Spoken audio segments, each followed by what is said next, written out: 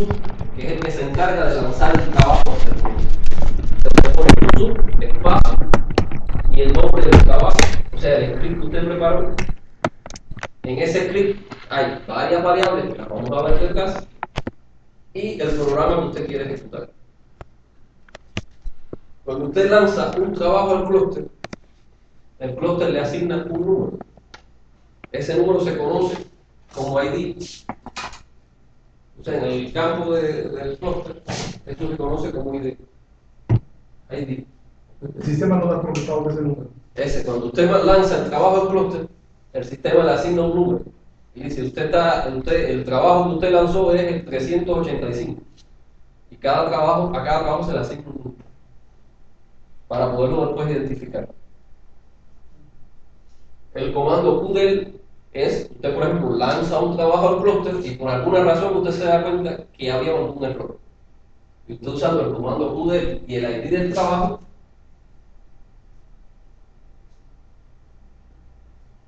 usted puede eliminar el trabajo ese y volverlo a lanzar. O usted lo lanza y se da cuenta que está demorando más de lo que usted previó y se da cuenta que había un error, pasa igual. Puede eliminar el trabajo siempre, aunque esté ejecutándose o aunque esté en call. El QStat es un comando que es para ver estadísticas. Le muestra todos los trabajos que se están ejecutando, en qué estado están. O le puede mostrar la estadística de las colas del sistema, cuántos trabajos están ejecutando cada cola. Yo creo que tengo una pantalla ahí capturadas. Y el último, que se llama PBS y Stat, muestra el estado de los nodos. O sea, la distribución de trabajos en cada nodo. ¿Y qué estado tiene el nodo? Si está ocupado, si está libre. Porque a lo mejor usted puede estar ejecutando un trabajo en un nodo, pero está usando un solo procesador de los 4 que tiene el nodo. Y ese nodo todavía está libre para ejecutar otro trabajo. En el mundo de los clústeres, no se mira, normalmente el usuario mira la máquina como una CPU, como un procesador. En el mundo de los clústeres se mira por la cantidad de núcleos que tiene ese procesador. Y usted ejecuta los trabajos en función de la cantidad de núcleos que necesita. No en términos genéricos como normalmente nosotros lo miramos, un procesador de tal tipo. En el mundo del clúster hay que decir, yo necesito ejecutar este trabajo en 2 nodos y usar de cada nodo tantos núcleos o procesadores, porque en el mundo ya más informático, un procesador hoy está compuesto por varios procesadores, que algunos le llaman núcleos, otros le llaman cores, usando la palabra inglesa, pero en términos genéricos es un otro procesador más dentro de cada procesador. Muy bien. ¿Cuál es la diferencia cuando se refieren a procesadores reales y virtuales? Un procesador puede tener 4 procesadores dentro físicos, pero cuando usted usa una tecnología que se llama hyper-threading, usted sobre esos físicos puede virtualizar uno más sobre cada uno. Físico. Y él funciona como, o sea, exactamente igual al físico. Eso puede mejorar el rendimiento en algunas aplicaciones y puede empeorarlo en otras aplicaciones.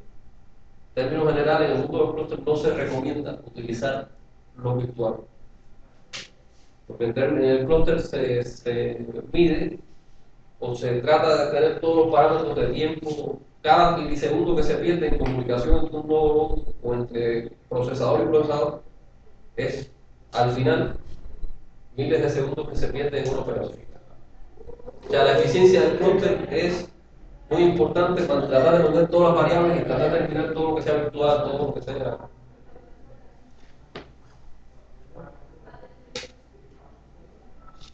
Por ejemplo, el comando QStat, si usted lo pone solo, pues le va a mostrar la estadística de los trabajos que se están ejecutando como su ID. Como yo les decía, el nombre del trabajo que se está ejecutando, el usuario que lo está ejecutando, el tiempo que llevan usando. Normalmente esto está en cuestiones de horas, minutos y segundos. La condición del trabajo, o sea, la C que ya terminó, la R que está ejecutándose el RUN, la C de close, cerrado ya, y el nombre de la cola que está ejecutando. Si yo utilizo la instrucción menos en mayúscula, menos que en mayúscula, pues entonces me da la estadística de las colas y los trabajos que he estado ejecutando. ¿No? Son estadísticas que normalmente si no es a nivel de esta ventanita, pues casi no me podemos obtener. Aunque a nivel de la página web se obtienen algunas estadísticas, pero no se obtienen así todavía a esa profundidad. El comando que le decía, el pvstat, pues entonces demuestra los nodos que tiene el clúster, el estado que tiene, la carga que tiene en ese momento de ejecución, la memoria total que tiene, el número de núcleos. Por ejemplo, aquí, para yo estaba haciendo unas pruebas, aquí está usando todos los núcleos, los físicos y los virtuales, y debajo está, estos son ya los físicos, ¿no? Para ver algún comportamiento. Por ejemplo, en Java no se comporta tan eficiente, en el código de memoria compartida de Isabel funciona un poco más rápido. Y nosotros vamos a poder fijar eso, cuando vamos a poder pedir usuario virtual o no. No, ya eso que va a quedar al final configurado de forma, porque eso es configurar el BIOS de la máquina. A nivel de arranque del BIOS de la máquina ya queda configurado y ya van a quedar fijos. Por ahora, obtener algunos resultados para llegar a una conclusión que permita tomar una decisión. Y por acá, entonces, la memoria que se está usando y los trabajos igual, el ID del trabajo y el usuario que está ejecutando.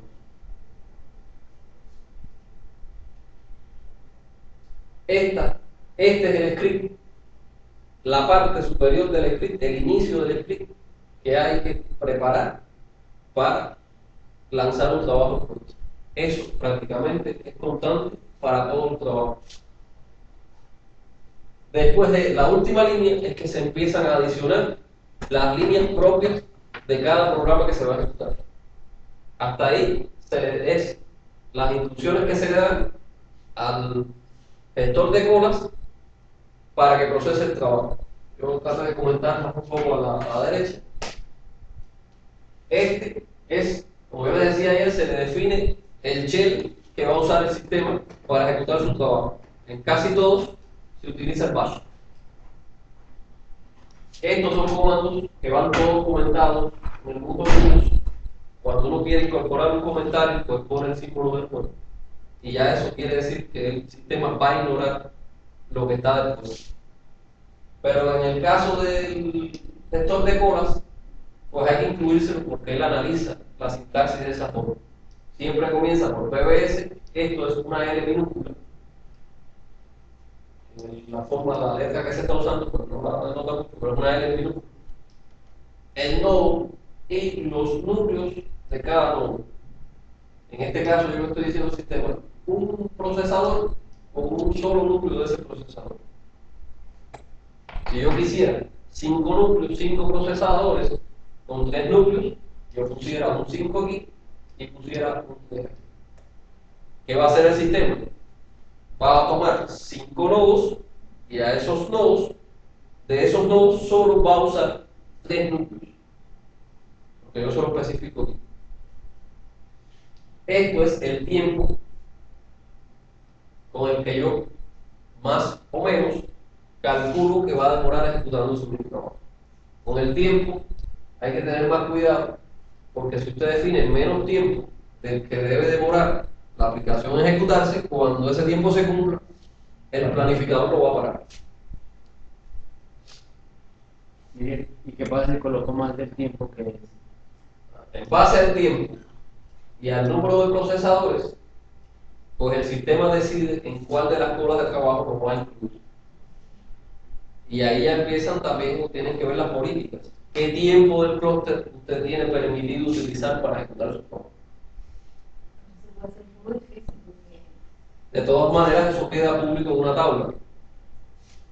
no, quiero decir, estimar el tiempo puede ser difícil cuando uno no, es decir, porque yo puedo tener idea del tiempo que demora mi computadora, pero no, ni idea de cuánto demora el curso. Esos son los detalles que se van ajustando poco a poco. No Normalmente siempre se trata de dar el mayor tiempo posible. O no es necesario poner. Si usted no lo define el sistema, toma el que tiene la cola predefinida en la cual usted va a ejecutar el trabajo. ¿Sabe?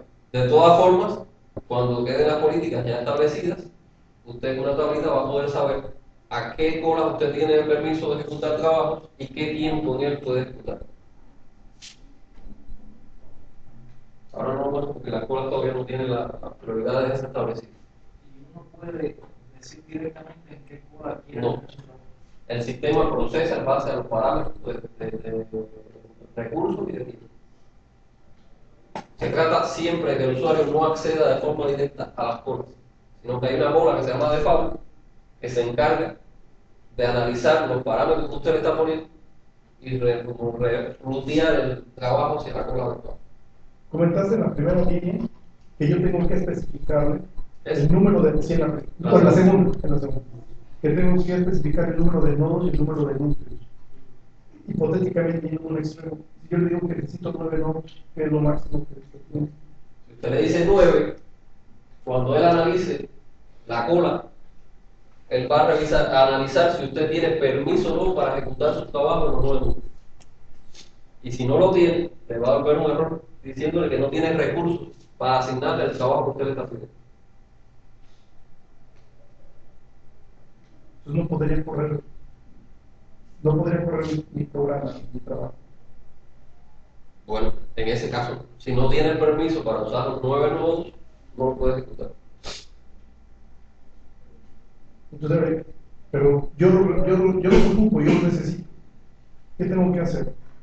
A ver, Habla eso con está. el administrador. Hay que hablar con el que toma las decisiones sobre el uso del clúster. O sea, ¿qué pasa? El clúster, recuerden que es un sistema de uso compartido. Y por eso se establecen políticas tratando siempre de que los usuarios no acaparen todos los recursos del sistema de forma innecesaria. Bueno, está demostrado que los usuarios son eternamente, nunca les alcanzan los recursos que tienen. Siempre necesitan más. Y lamentablemente hay que poner límites en los recursos, cómo usarse de la mejor manera. Puede ser que en un momento determinado usted necesite todos los recursos del clúster y se ponen todos los recursos del clúster en función de su trabajo. Y hasta que usted no termine, los demás no van a poder ejecutar nada más. Pero son cosas que se organizan, se planifican.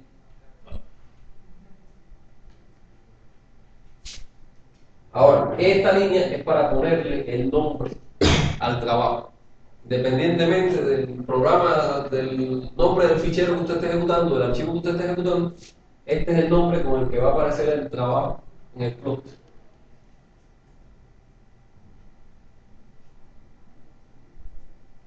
Te lo voy a contar. Este de aquí.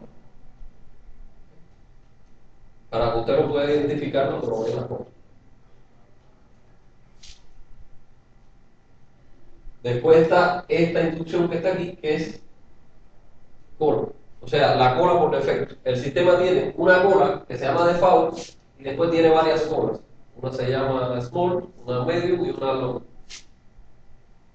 Pero quien rutea y toma las decisiones de a qué cola va a ejecutarse el trabajo es la que se llama default. Es una cola de ruteo, que es como se llama. ¿Para qué? Para que el usuario no tenga que estar preocupándose qué cola tiene el sistema, cómo se llama. Siempre se trata de simplificarse las decisiones y el trabajo del usuario. Que se concentre en hacer su ciencia, en ejecutar sus códigos y ya otra parte de otro grupo de personas se encarga entonces del resto del sistema. Esto que está aquí es que el clúster permite generar alertas a través de su correo, de un correo que usted define aquí, del estado de su trabajo. Por ejemplo, él puede generar una alerta con la B, lo escribe aquí para no se lo olvide. Cuando el trabajo se crea, él genera una alerta y le envía un correo y le dice: su trabajo se está ejecutando, comenzó a ejecutarse. Si por alguna razón el trabajo se para por algún error, pues con la instrucción A, él sabe que tiene que generarle otra alerta al usuario por correo diciéndole que su trabajo se paró por alguna razón. Ya ahí entonces el usuario tiene que ir al lugar donde estaba ejecutando el trabajo y revisar los ficheros de errores que se generan, los archivos de errores que se generan. Puede haber sido un error del sistema, puede haber sido una falla eléctrica, puede haber sido un error del archivo, del código. Él siempre va a generar el error y la información de por qué no terminó de ejecutarse. Y la E, pues le indica que cuando termina de ejecutarse el trabajo, pues le manda un correo al usuario y le envía diciéndole que entre su trabajo con número tal terminó de ejecutarse. O sea, le mantiene todo el tiempo informado de su estado. ¿Por qué? Porque usted va a lanzar un trabajo al clúster, va a apagar su máquina y se va a ir. Y eso va a quedar ahí, en la cola del sistema, o se va a quedar ejecutando. Y usted no tiene que estarse preocupando de cuándo terminó, porque el lugar va, simplemente va a recibir una alerta cuando terminó. Se va a conectar nuevamente al clúster, va a recoger sus resultados y los va a procesar. ¿Vale? Hay restricciones en cuanto a la cantidad de trabajo que uno puede enviar. También se limita la cosa. Siempre tratando de evitar lo primero que les dije, de que un usuario no acapare todos los recursos. Pero me refiero más bien a trabajos ya terminados. Por ejemplo, yo envié un trabajo que terminó. Ya se salió de la cola, ya es no puedo. Las restricciones son solo en la cola. En la cola. O sea, en el uso de los recursos del clúster. Yo lo hago pensando más bien en lo que tú dijiste ahorita, que uno puede borrar un trabajo que ya envió, porque a veces uno manda un trabajo y entonces se dio cuenta que tenía que arreglar una cosa y entonces lo quita, manda otro así. Si mando mucho así, mientras pueda estar en la cola, no sé. A ver, todo aquí lo que cuenta es lo que está en la cola. Se esté ejecutando o no se esté ejecutando. Lo que suma y se tiene en cuenta para las restricciones es lo que está en la cola, ya sea en ejecución o pendiente de ejecución. Porque ya pasó. Ya lo que se ejecutó, ya lo que hace es ocupar espacio en disco duro, pero no ocupa recursos del clúster. ¿Sabes? En dependencia de cómo se vayan usando los recursos ya físicos de capacidad de disco duro, pues habrá que tomar una decisión también de poner cuotas a la cantidad de disco duro que usted puede utilizar. Hay tendencias, y me ha pasado, de que algunos usuarios a veces quieren convertir el clúster en un sistema de almacenamiento de ficheros personales. Muchas veces copian para ir y van llenando el disco duro y van acaparando espacio del disco duro. Eso pasa a veces. El clúster que tengo en Cuba me pasó. Y le tuve que llamar la atención al usuario. Parece que no tenía lugar donde almacenar sus trabajos y sus documentos de trabajo y lo estaba copiando para el clúster. No, miré, cuando me percaté, tenía casi 5 gigas ocupados en el software. De cosas que no, de información que no tenía nada que ver con el trabajo. Normalmente en el mundo del clúster normalmente se le alerta al usuario cuando se detecta que no está haciendo algo adecuado y después se toman medidas. Si no, hay reacciona ante las alertas. Y una medida puede ser restringir el acceso al sistema. Ya bueno, estas dos son combinadas, usted genera las variables de alerta y especifica su dirección de correo electrónico, que puede ser cualquiera, de Yahoo, de Gmail, su dirección de correo electrónico, para que le lleguen las alertas. Y esta otra instrucción aquí, ¿se acuerdan del comando este? Ahí lo vimos, cd. Pues eso lo que le dice al sistema es que toda la información que él va a ejecutar y todo lo que él va a generar, lo va a generar en el fichero, en la carpeta de trabajo, desde donde se está ejecutando ese trabajo. Tratando de traducir un poquito el trabajo. Esto es lo que le dice al sistema. Usted se va a posicionar en la carpeta donde está el trabajo, el archivo de trabajo que yo mandé a ejecutar. Y todo lo que él genere lo va a generar él. Eso es para evitar que se generen los otros archivos en direcciones diferentes al lugar donde está el trabajo. Entonces después no encuentra el fichero de error porque no se generó ahí, se generó en la raíz de la carpeta o se generó en otra carpeta, pues eso le dice al sistema Todo lo que usted vaya a generar lo genera en la carpeta donde yo tengo mis archivos de este trabajo. Y nosotros le damos esa dirección. No, ya poniendo este comando así de esa forma, ya el sistema lo que hace es preguntarle al sistema operativo debajo el camino y lo toma como una variable que está. O sea, el usuario no tiene que ponerse a estar tecleando el camino. Oye, bien. Yo entiendo que esto es algo más complejo, más complicado, pero queriendo hacer la comparativa, me ha tocado el problema de las colas en las impresoras. Que tú envías un trabajo, por alguna razón uno de los trabajos se atasca y tú tienes 3 o 4 documentos por enviar, pero el primero está atascado. Y para todos los demás, ¿puede suceder eso aquí? Pero lo que puede suceder es que el trabajo que haya un trabajo ejecutando, que haya acaparado, porque podía, todos los recursos del sistema, y ese trabajo demora X cantidad de días en terminarse de ejecutar. Eso puede pasar. Y mientras ese trabajo no se termine de ejecutar, los demás no pueden entrar. Eso puede pasar. Así en sentido general, no es igual como una impresora. Ya decía, tiene que ocurrir que el trabajo que se está ejecutando acapare todos los recursos del proyecto. Si no, siempre van a haber recursos del proyecto para ejecutar.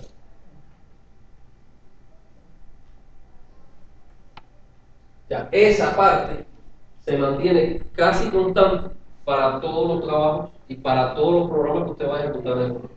¿Por qué? Porque se dan cuenta que son indicaciones generales para el gestor de código. ¿Dónde varía aquí? Usted defina el número de nodos, el número de procesadores, el tiempo, cada nombre del trabajo, su correo, pero en términos generales, sobre ese punto ahí no hay que cambiar mucho. Eso es algo que siempre va en el comienzo del fichero y siempre va a ser así.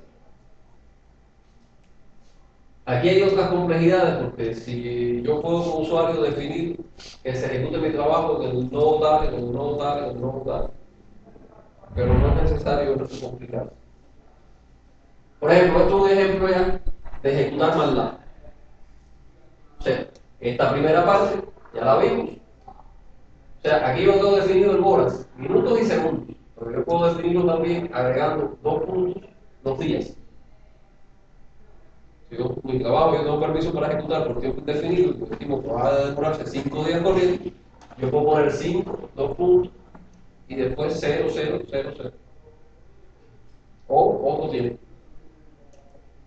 Esto es un ejemplo de MATLAB. Fíjense que hasta aquí es lo mismo, es la misma sintaxis. Cargo, le digo al sistema que voy a ejecutar el MATLAB 2011B de lo que hay en 2014 también. Le pongo un eco. Esto lo que va a hacer es, en el fichero, en el archivo que se va a generar, me va a generar el texto que está entre comillas. Yo puse algo sencillo.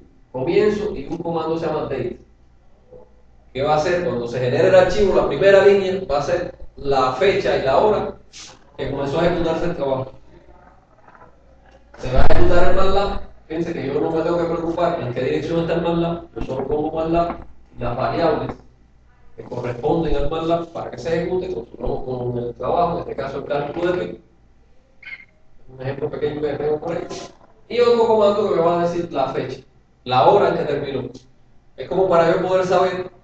Por ejemplo, en este caso de pi, yo le fui poniendo, aumentando la cantidad de iteraciones que él iba a hacer para calcular pi, para yo poder saber qué tiempo demoró en cada una de las corridas que yo hice en calcular pi. Es un ejemplo sencillo. Ya después cada usuario tiene que irse familiarizando con el programa que va a utilizar y la forma de ejecutarlo para poder resolver sus problemas.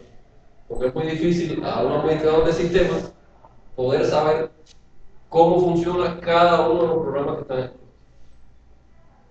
Cada uno de los programas es muy específico y es muy difícil saber exactamente, a mí como administrador me es muy difícil saber cómo funciona cada uno de ellos. Yo puedo hacer pruebas con algunos, pero con otros el usuario tiene que saber cómo va a usar. Este es un ejemplo de Abacus, que es lo más que he probado. lo que más hemos probado, fíjense, se mantiene la misma estructura de Abacus. He preparado un script de tal forma que el usuario no tenga tampoco que complicarse mucho en saber las instrucciones de Abacus. O sea, a la medida que yo pueda ir haciendo script para que el usuario solo tenga que cambiar muy pocas cosas, pues lo trataremos de ir haciendo. Con la ayuda del usuario y de entre todos, yo creo que podemos ir dejando ya las cosas escritas, ejemplos concretos, donde sea copiar y pegar. Por ejemplo, aquí nos mantenemos, aquí hay una variable que se llama job name, o sea, el nombre del trabajo que yo quiero ejecutar, se pone entre comillas. En el caso de Abacus, hay que generar un archivo que es .inp para poderlo ejecutar en modo consola. Pues ahí se pone el nombre del trabajo sin la extensión del fichero. Le digo al sistema, cárgame las variables de entorno del Abacus. Esto lo que hace es calcular en función del número de nodos y del número de procesadores por nodo. Esta funcióncita lo que hace es calcular la cantidad de procesadores totales que se van a usar. O sea, si yo le digo acá arriba, 3 nodos con 3 procesadores, esa funcióncita devuelve 9.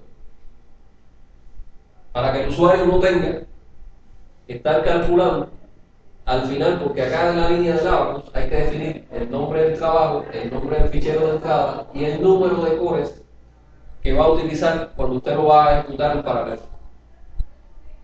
Por tanto, para que el usuario no tenga que estar haciendo cálculos, pues se define esta función que tenga. Simplemente el usuario se preocupa por definir sus parámetros, definir el nombre del trabajo que va a ejecutar y no tiene que hacer nada más. Ya queda el script hecho para que se ejecute. Por lo menos en lo que se van familiarizando en utilizar el plan. ¿Por qué? Porque Abacus, si usted lo consulta, tiene otros parámetros que se pueden definir. Pero estos son los principales y con eso ya puede haber problemas sin problema. Entonces, a nivel de usuario, nada más tienen que definir el nombre del trabajo y los recursos del sistema que necesitan. Y ya no tienen que tocar nada más de ese script. ¿Está bien?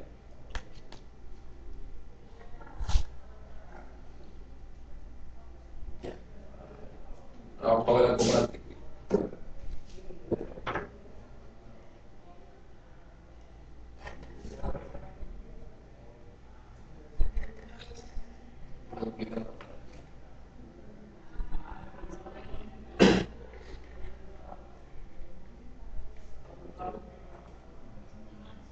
¿Veis? ¿Sale que se ve bien? No se ve bien.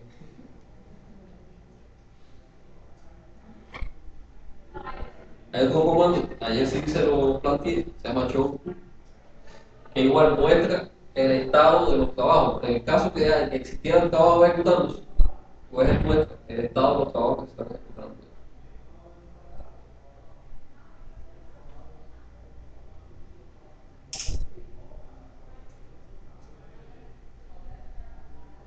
Vamos a ver si me puedo conectar al plotter de la universidad, a la UCLU. Ya había una larga así de trabajo para que vean el efecto.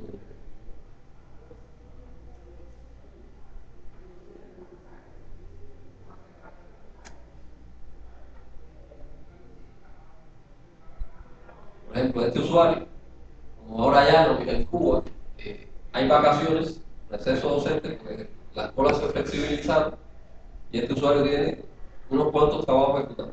Pero fíjense que todos utilizan un solo procesador, una sola CPU.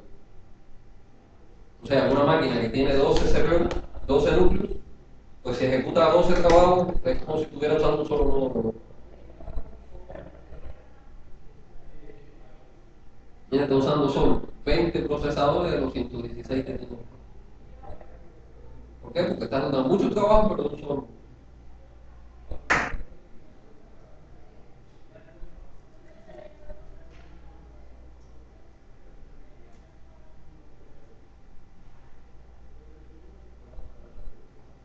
Y ahí pues está la información del sistema.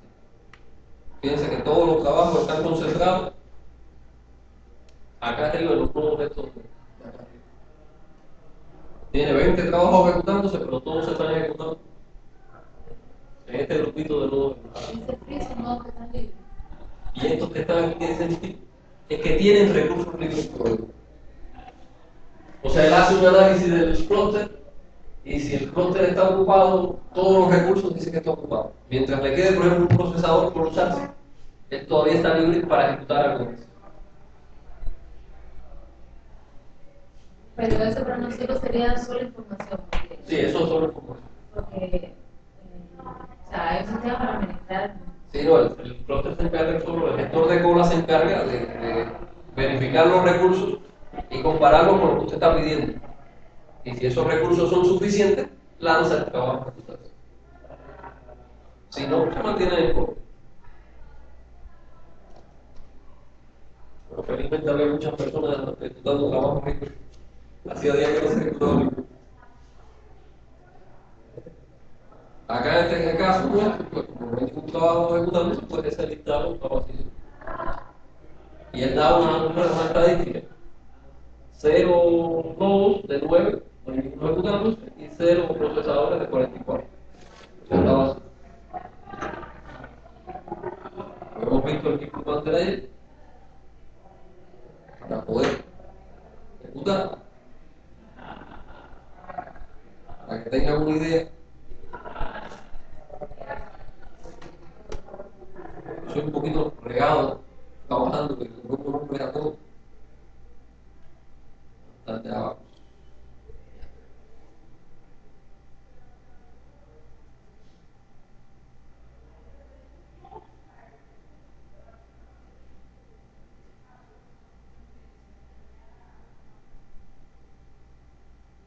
Esa clase de Ese es aquí. O sea, es una corrida que hicimos del Abacus, como de 0.6 millones de elementos. Ahora que está con el claro. No, ya se corrió. Pero fíjense el tamaño del fichero de base de datos.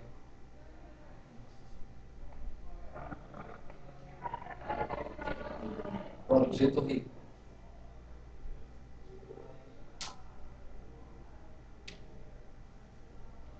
Fue nomás medio millón de elementos. También eso está en función de los parámetros que se le pongan, las restricciones que se le pongan a la ONU, y la cantidad de fenómenos que usted quiera analizar dentro del sistema. Ayer yo les decía, nosotros tratamos de llevarlo al extremo para poder ver hasta dónde se podía calcular.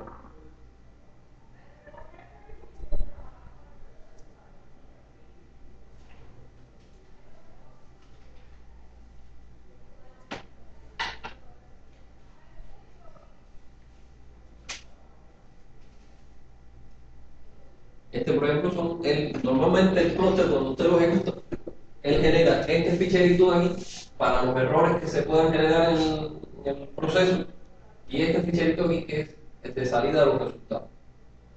Tanto usted analizando esos dos ficheros puede saber qué pasó con su sistema. En el caso que no se generen errores, pues tiende a ser.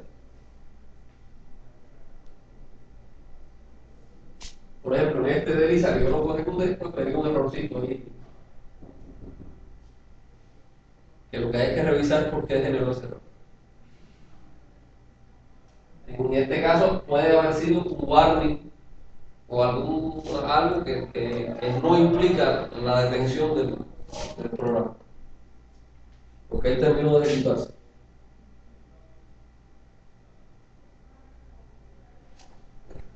En este caso, cada salida en el fichero de resultados sí depende del programa que usted va a ejecutar. Por ejemplo, pone todo un texto ahí.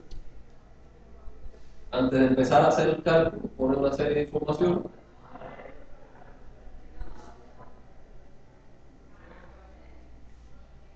Y después pues, pone los datos propios del programa de los resultados que está obteniendo.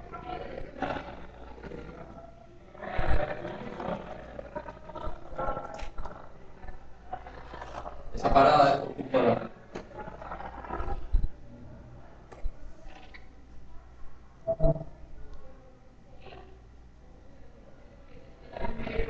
Y después, pues bueno, vamos Y eso uno lo puede copiar a y después ese fichero o esos archivos usted los copia para su máquina en Windows, utilizando las herramientas que yo les mostré. El WinSCP, el FTP, o la misma página web puede descargar. Y ya puede ser que alguno de ustedes ese resultado lo necesite procesar con Excel o con otro programa. Entonces, él terminó de ejecutar. Ahora ese warning, que ese error que generó, ya toca revisar el proceso de depuración del sistema.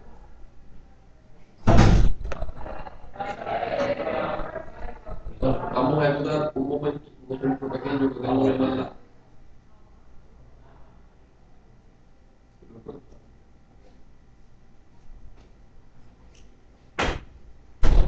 Por ejemplo, yo tengo esta funcióncita de MATLAB muy sencilla.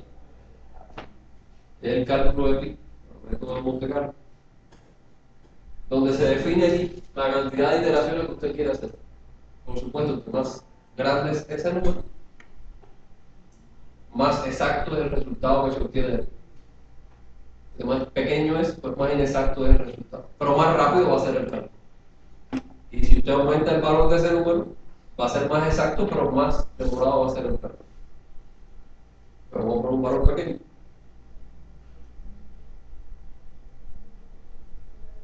Vamos a borrar un resultado. Fíjense que él genera siempre un fichero con el nombre del programa y el número del trabajo que se ejecutó. Usted ese mismo programa lo puede mandar a ejecutar varias veces.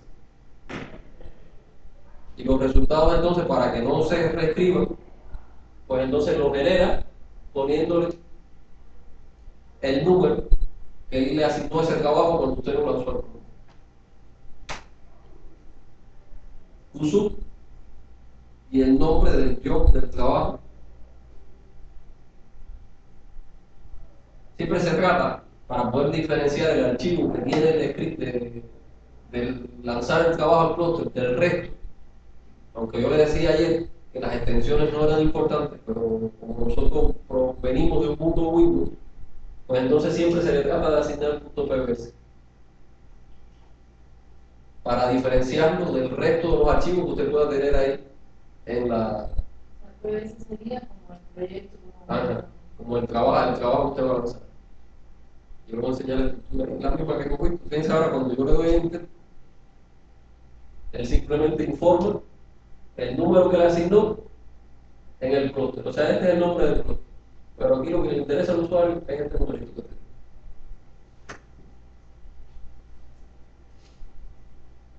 Y ya lo terminó de ejecutar. Es algo muy rápido.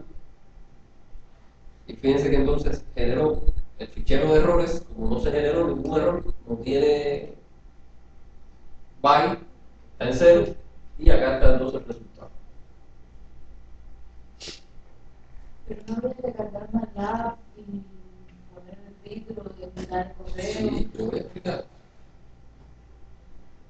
Ahí está el script. O sea, yo le enseñé todos los parámetros posibles a ponerle a ese script. Si usted no quiere que el sistema le alerte, usted no lo pone dentro de los parámetros. Fíjense que yo hice una versión corta y una cola que tengo yo de prueba, que se llama así, pero podemos ponerle el nombre de la cola.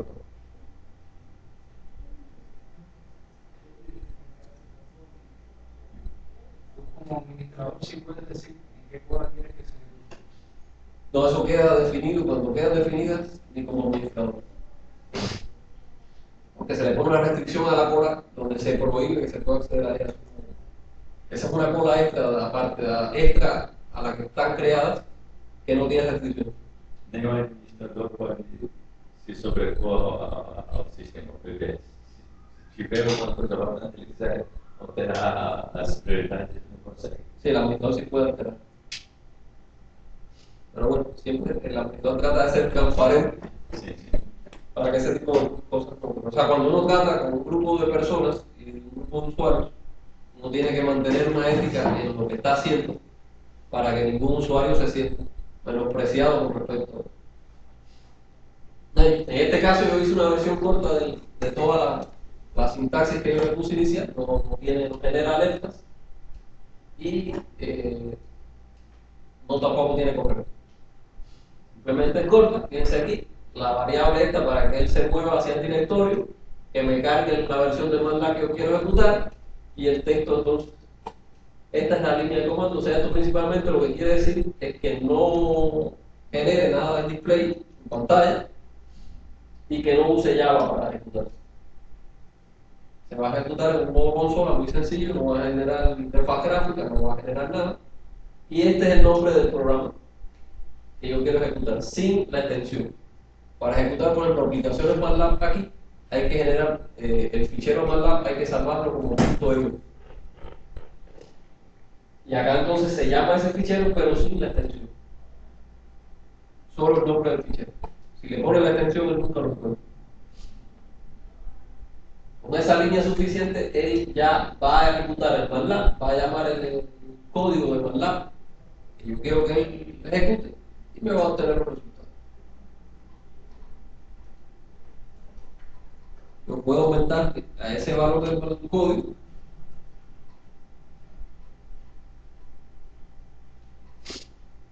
Yo puedo aumentarle el valor.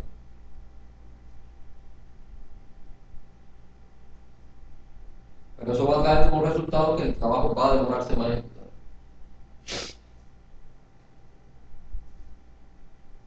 ¿Ok?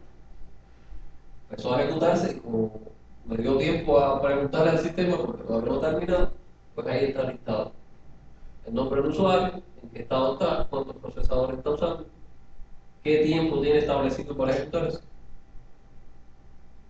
y la fecha que está ejecutándose con su orden. Obviamente estos datos se van de línea porque la pantalla está más reducida, pero una pantalla normal se ve toda la línea. Si yo le pregunto al sistema, ya lo termino de explicar.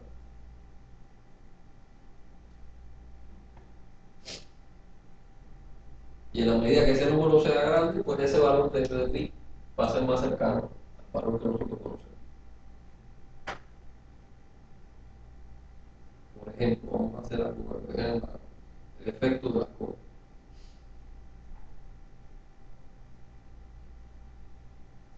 Yo puedo ejecutar ese trabajo infinidad de veces.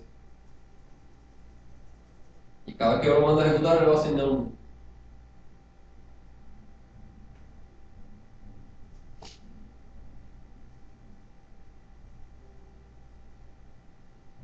Y ahí están todos los que yo mandé a ejecutar. Como todos pueden usar los recursos del sistema, pues todos se están ejecutando.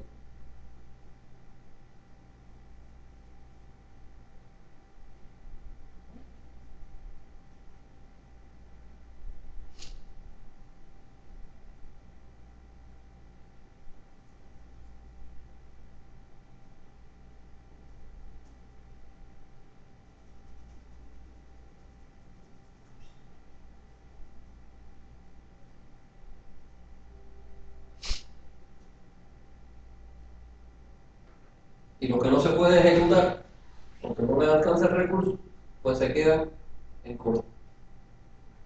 Esos que están ahí, están en corto. Es que hay una división entre los que se están ejecutando y los que quedaron en cola, no alcanzaron los recursos que no se pueden. Y a la medida que vayan quedando recursos libres, el sistema nos va pasando ejecución. ¿Cómo sabemos que son los que están? Y a la medida que va generando resultados, pues va generando el ficherito con su identificador correspondiente.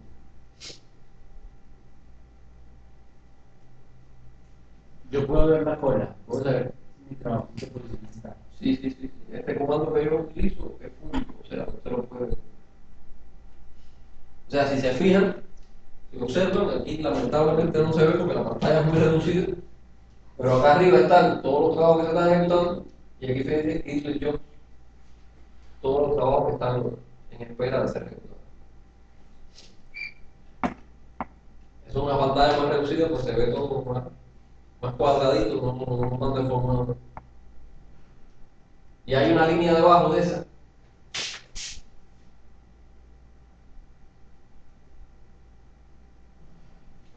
Aquí van a parar todos los trabajos que por alguna razón el sistema bloquea. puede ser por alguna razón que falle, entonces el clúster lleva una supervisión regular del administrador para verificar ese tipo de detalles. Algunos cabos están aquí, si el clúster tiene recursos, pues el administrador lo puede sacar de aquí y mandarlo a ejecutar. No hay problema con eso. Entonces lleva cierta supervisión y algunos scripts que se le crean al sistema para que monitoree esas cosas, genere correo al administrador. O sea, el libro es muy flexible para poder administrarlo, para poder generar información sobre esa gran escala. A grosso modo, es más o menos el manejo del clúster. Ya cada usuario después tiene que irse familiarizando poco a poco cómo funciona su sistema y cómo lo tiene que poner en el clúster para ejecutar. Y para eso entonces yo le di mi correo ayer. Para cualquier duda que tenga, pues pueden escribir. Yo pruebo, os ayudo y entre los dos pues llegamos a una conclusión de cómo debe quedar la cosa. Ya está listo. Ahorita mismo ¿verdad? Con los datos que yo les envié ya puede ser. Yo les estoy mandando a todos los que me han escrito, ya a última hora antes de salir para acá, yo me envié un correo, creo que fue una dama. No me encantó el tiempo, pero yo les genero la cuenta después. Cuando ustedes quieran cambiar su contraseña, desde la misma consola esta, ustedes pueden generar con un comando que se llama así. Solo tienen que poner y él le va a preguntar por la contraseña actual y después, cuando usted la teclee, el libro no se preocupe, ustedes van a escribir y él no le va a mostrar que está escribiendo nada.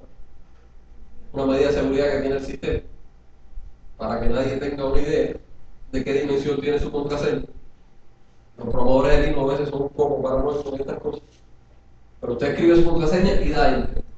Y cuando usted haga eso, y puede dar backspace también, lo que tiene que calcular más o menos el tiempo, la cantidad de caracteres que usted escribe, puede borrar. Él le va a preguntar, a pedir que entre su nueva contraseña, usted la pone, escribe, y le va a pedir que la ratifique. Ustedes saben, en cuestiones de contraseña, siempre el sistema pide que usted ratifique la contraseña que está estableciendo. No sé qué caso estaba poniendo. Pero así ya automáticamente usted cambió la contraseña. Ayer dice 3 métodos de nuestro gusto para poder ingresar, ¿no?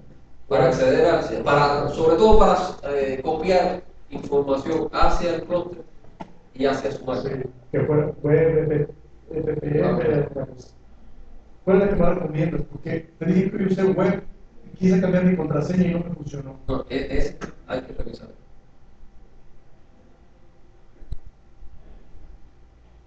O sea, yo les recomiendo utilizar siempre la consola, sobre todo para hacer operaciones sobre el sistema.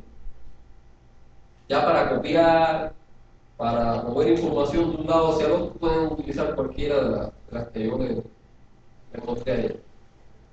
Pero ya para ejecutar un trabajo en el clúster, para revisar algo, para cambiar algo, yo les recomiendo que utilicen la consola.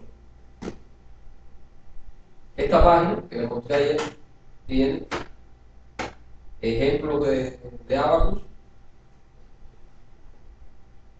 explicados, como Abacus, la parte de ficheros, el script que les mostré explicado con líneas, cómo ejecutar Abacus en paralelo y cómo ejecutar el trabajo.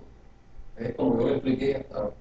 Sí, yo monté un script padrón para el usuario descargar. Este script que está aquí de ejemplo es el patrón que yo le puse. Sí, mas aí ele tem que bater de novo, talvez se tivesse feito, ele só descarrega ele. También. Al final acá se puede poner un enlace que diga descarga y escribe. Dele. É desse sistema. Esto por un por mandar. O sea, todo lo que yo les mostré hoy, o sea, lo tomé de esta página. Explica ahí, está la explicación de cómo funciona el clúster, los comandos del gestor de colas, las líneas de cada uno de los comandos, de lo que escribimos, qué quiere decir, el uso del móvil, que les expliqué también está ahí, toda la utilidad que tiene, los comandos que tiene y ejemplos de cada uno de ellos para que lo vean. Los software que están instalados actualmente y las formas de acceso. La web, que lo va a llevar directamente a la página web. El clúster usa la misma dirección para acceder a las dos páginas, tanto a esta que les estoy mostrando como para la web. La diferencia está que uno es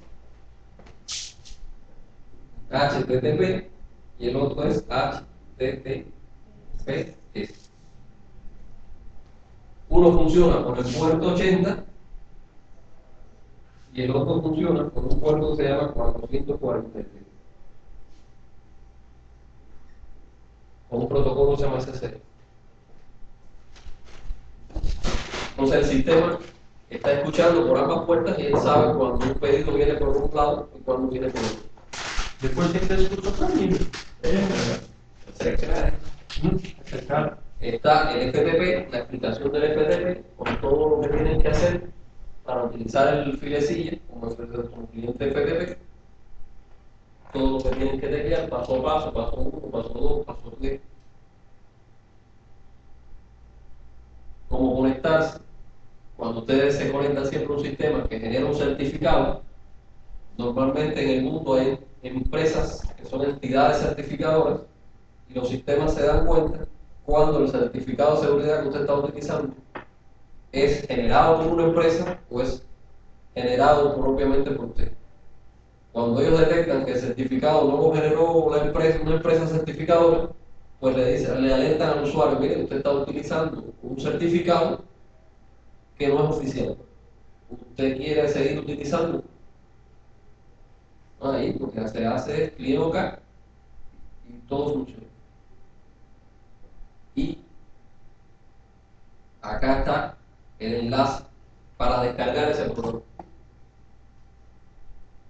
O sea, para no tener que estar buscando por la internet, ahí está el enlace para poderlo descargar. Con el acceso SSH pasa lo mismo. La explicación: los usuarios que usen Linux, pues el SSH es algo que está implícito en Linux. Usted no necesita ningún programa especial para conectarse desde un Linux cluster. Simplemente abrir una terminal y utilizar un comando que se llama SSH. Y su nombre de usuario, @ y el nombre del cluster. Esa parte ahí se me quedó por arreglar. Yo la arreglo. Para ponerle ahí, yo le pongo la dirección ahí del cluster. Es empezando desde Linux. Desde Linux, usted pone SSH, su nombre de usuario, @ y la dirección a la máquina de la máquina que usted se quiere conectar y se conecta sin problema. O Mac tem sistema baseado em Linux, eu posso usar o SSH dele. O Mac. ¿El Mac? Mac.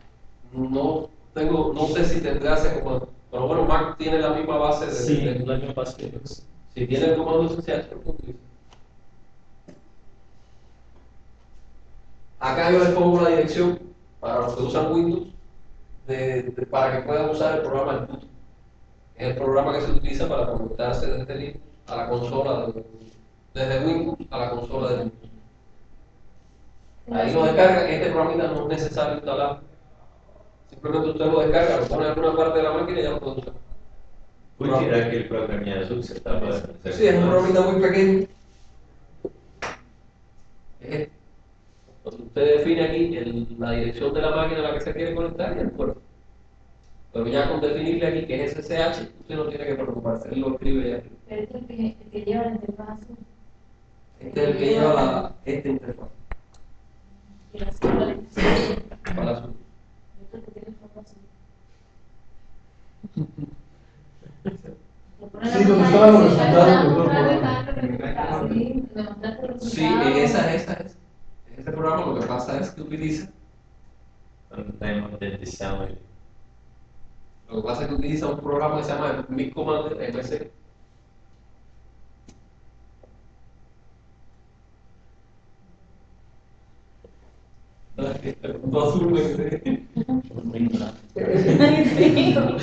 O sea, cuando usted se conecta utilizando, por ejemplo, el PuTTY a la consola de Linux, todo lo que usted ejecuta en ese momento, en esa ventana, es en el club. usted puede utilizar todos los programas que están allá en el remoto, no tiene nada que ver con su máquina. Pero ese programa, el Quick Commander, se parece mucho al Total Commander que usan mucho. A muchas personas les gusta utilizar Total Commander por encima de la ventana del explorador de Windows. Pues es lo mismo, es la misma gente. Que yo le decía ayer, aquí abajo están todos los comandos que usted puede utilizar. Estos son las teclas F. F1, F2, F3, F4, F5, F6, F7, F8, F9. Y F10 que salió. Parece o editor antigo do DOS. Exactamente. O Edit. Ahí Só quem é mais velho conhece. el programa ¿Qué fue, conhece? pusiste un puerto 22 así por default, la máquina trae. Sí, cuando yo ejecuto el cookie, él tiene por defecto seleccionado SSH. Y él sabe que el SSH está asociado. Automáticamente. O sea, si yo aquí le digo, por ejemplo, Telnet, él cambia el numerito de serie. Ajá. Serie o SSH. O sea, el usuario no esa parte no tiene que estar. Mire, la otra visualización que se parecía más con Windows, pues la que me mostraste ayer, es solamente para copiar y pegar archivos, Para copiar y pegar. nada más. Es este programa que se llama WinSCP, es el que le mostré ahí. Ahí, bueno, usted define en el view. La primera vez usted le dice el nombre o la dirección del clúster. Fíjense que el puerto 22 es lo que hace es esa conexión que va a un nivel de consolas, es lo que hace es tomar esa comunicación y convertirla en una ventana. Usted le pone su nombre de usuario, su contraseña,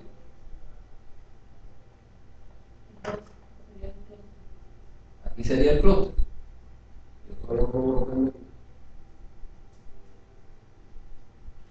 La dirección.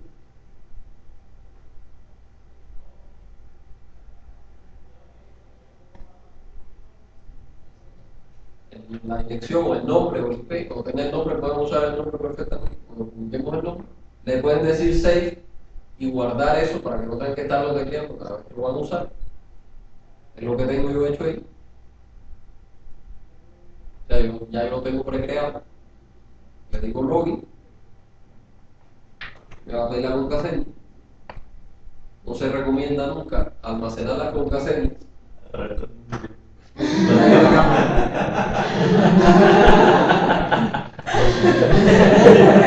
Muito fácil. Acá se pone el nombre usuario y se pone la contraseña. Você tem que.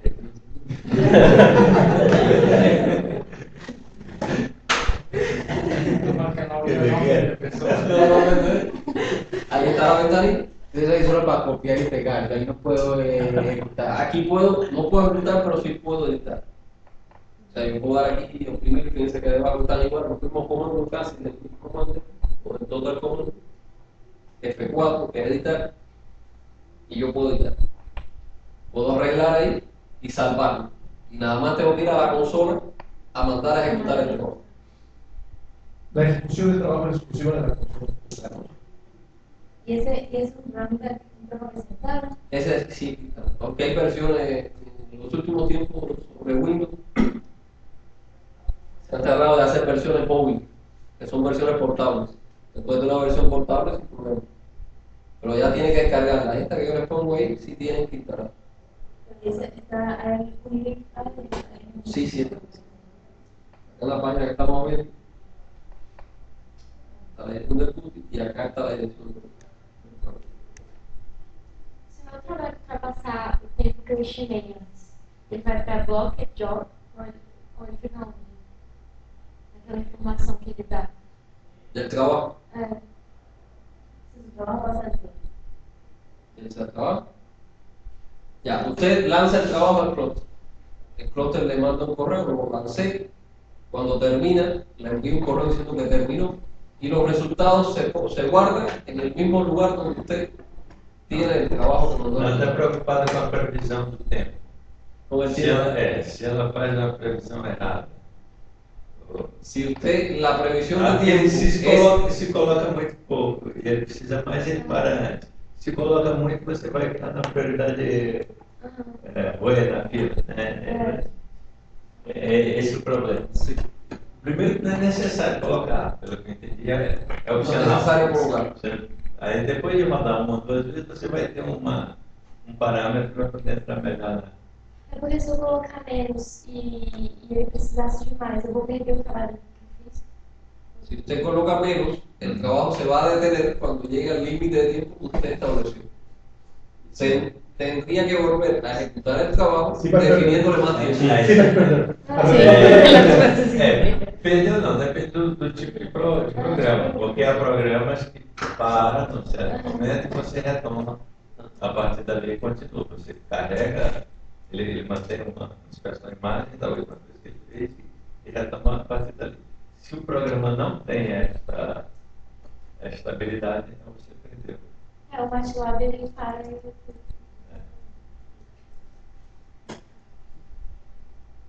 Bueno, ese es el uso del clúster. Ya irlo utilizando, irse familiarizando con las aplicaciones, con usar, ya es la parte que les toca a ustedes. No, yo normalmente funciono bastante bien de forma virtual. O sea, yo siempre tengo el correo abierto por más casi por encima de 10 horas diarias. Va a ser posible. No sé. Casi la mayoría trabajamos con programas de elementos finitos, ¿no? Pero por alguna razón, ni es Flaxis ni es Abacus, es otro, como se llame. Y no está en el clúster. Pero yo ocupo el servicio del clúster. Aquí le pido permiso para que me dejan instalar ese programa. Todo va a fluir con el profesor Morse. A ver, el clúster tiene esos programas instalados. Pero en el caso, por ejemplo, de Lisa o de alguno de ustedes que va a compilar un programa, ustedes pueden ejecutar un programa sin necesidad de que esté instalado en el clúster. A ideia do cluster não era o MATLAB está usando como um exemplo, né? Mas tá para tipo de coisa que todo mundo não precisa usar. Agora vai ser mais para os programas mais pesados, né? Como a obviamente a gente vai manter uma outra versão desses programas mais convencionais no cluster.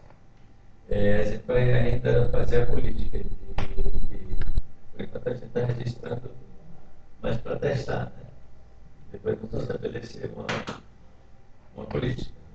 Prioridade para alguns deles, prioridade de um, sei lá, professor, dois, doutorado, três, mestrado.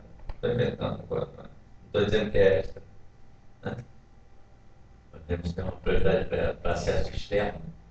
Esse cadastro, e aí uma foto. Esse cluster é uma primeira tentativa. Na verdade, ele foi mal pensado quando a gente começou a bolar ninguém entendia direito com uma série de processos, com uma série de PCs trabalhando juntos. E ele não é tão potente quanto a gente queria. Mas esse funcionando, em breve a gente vai passar para a versão melhor, né, com mais recursos. Em princípio, todo mundo que estiver usando testes numéricos, a gente vai cadastrar. Aos poucos você vai aumentar o número de. Isso, aumentar e é uma coisa que a gente tem que ter como prioridade. Eu já falei para os professores que forem adquirir dentro dos projetos os programas e o próprio programa de pós-graduação, e com os programas que funcionem em paralelo, que sejam paralelizados. Né? Agora mesmo a coordenação decidiu comprar o Plaxis. Né? O Plaxis não funciona em paralelo. É um investimento de 40, 50 mil reais. A gente tem que pensar melhor em que programa que a gente adquire, de forma que possa ser mais.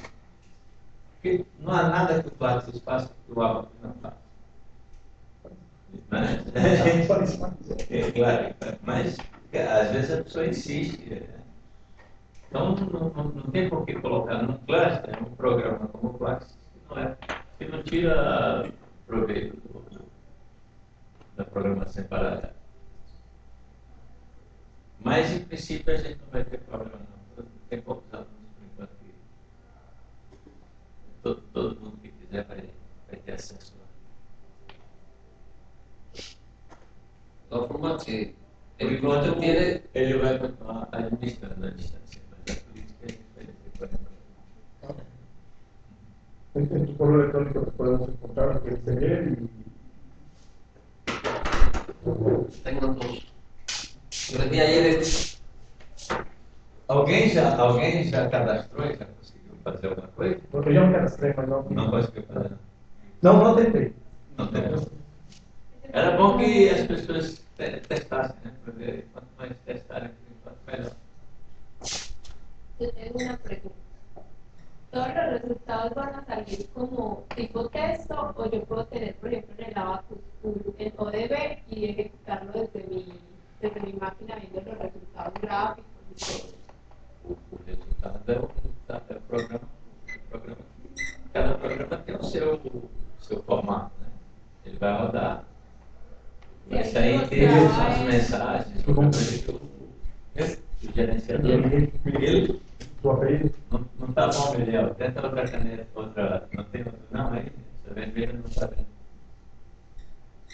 Mas faz parte ali no texto. Bate aí na tela que faz melhor. yo escribo eso, por favor. A ver, cada programa genera los resultados de acuerdo al programa. Y usted va a procesar esos resultados después con lo que debe hacer. Pues,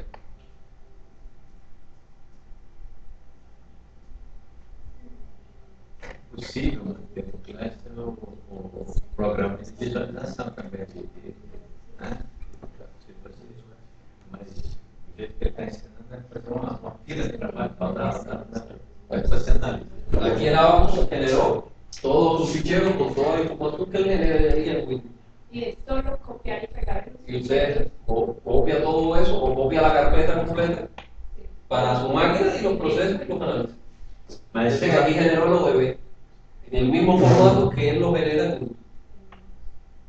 agora, se ela quisesse ver os resultados sem baixar e olhando no próprio, através do próprio cluster. Yo les decía ayer que normalmente no se le permite al usuario ejecutar programas gráficos desde el clúster, porque eso consume recursos y un clúster es algo que una máquina que tiene más de 5 o 6 usuarios conectados y eso consume.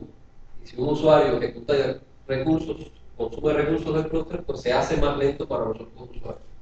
Por eso casi siempre funciona ejecutando y llevándose los resultados, copiándolo y verificándolos. Porque na prática quer dizer que ela tem que ter também o programa instalado para rodar. Y también porque normalmente la velocidad de acceso desde otro punto, las velocidades de acceso desde otro punto hacia el clúster son mucho más lentas. O trabalho pesado. Então,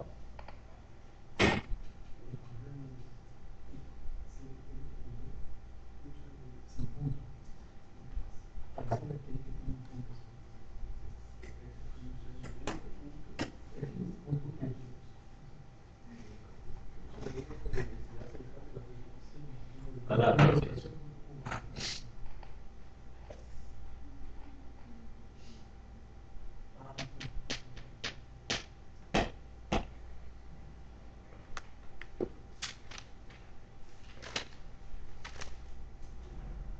¿Está bien? Yo soy más eficiente con el segundo. Es el correo local de la universidad y es que es más fácil de tener abierto. ¿Estamos? O sea, si necesitas escribirme, escríbanme escriban a las dos direcciones. De acuerdo al que yo vea, yo respondo.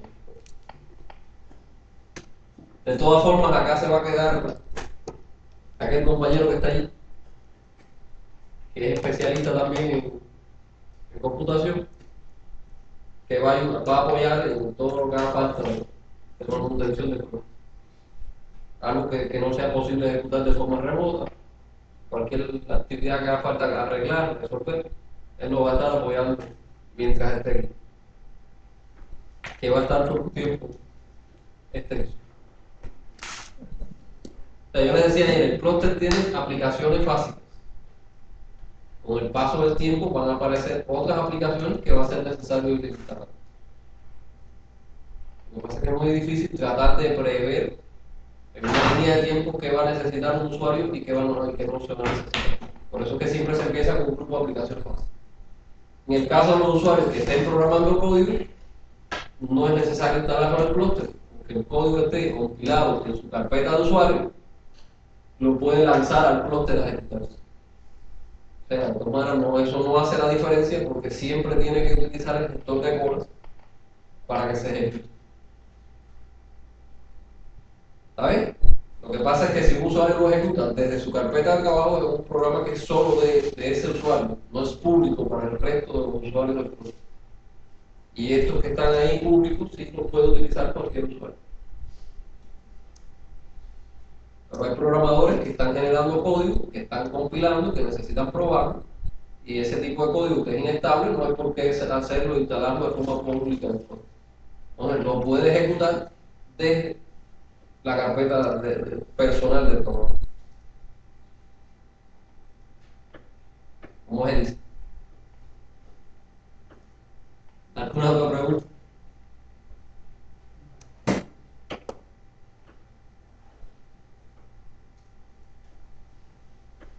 En la medida que ustedes me vayan escribiendo, pasándome con un correo, yo les voy a ir creando la cuenta de usuario. Yo les estoy poniendo una inicial, una letra adelante.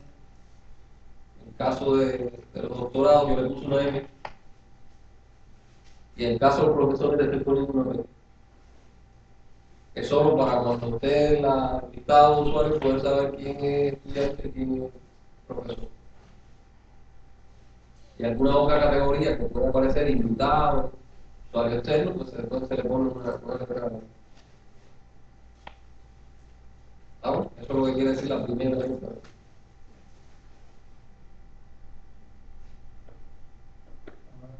El usuario tiene que recomendar sí. Letra, punto y el usuario.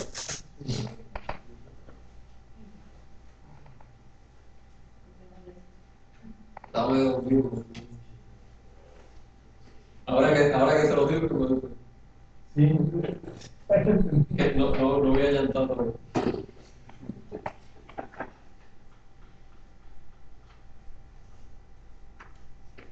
No se termina.